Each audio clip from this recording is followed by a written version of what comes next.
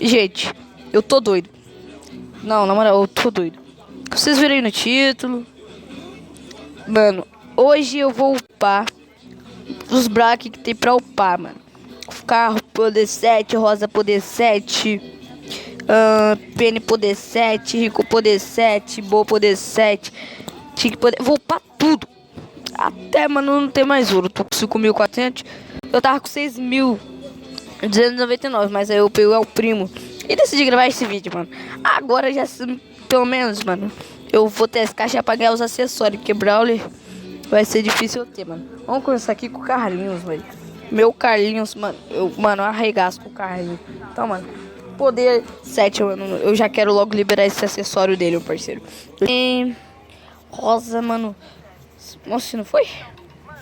O acessório do mato dela, mano. Ele tampa lá o mato. Tudo. Meu Deus do céu, mano. Muito bom. Uma Penny, mano. O acessório da Penny tá absurdo, meu parceiro.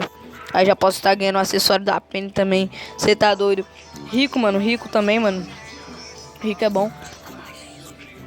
Muito bom, mano. Também tenho que queimar o Bo, velho. O cara, eu quero para o Bo. Esse acessório dele da ult, mano. Sei lá. Quero ter ele, mano.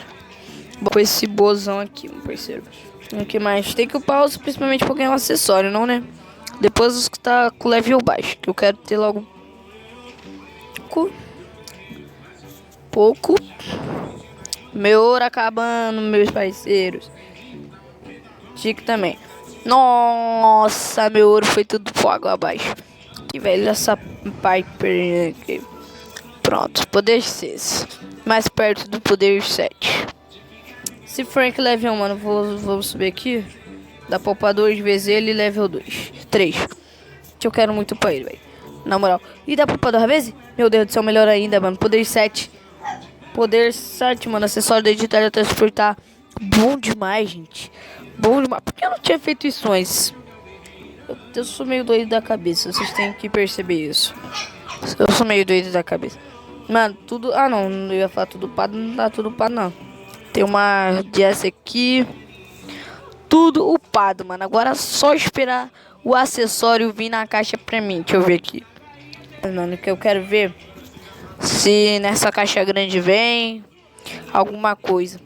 Se você já gostou de eu ter upado todos os Brawlers. E até a próxima.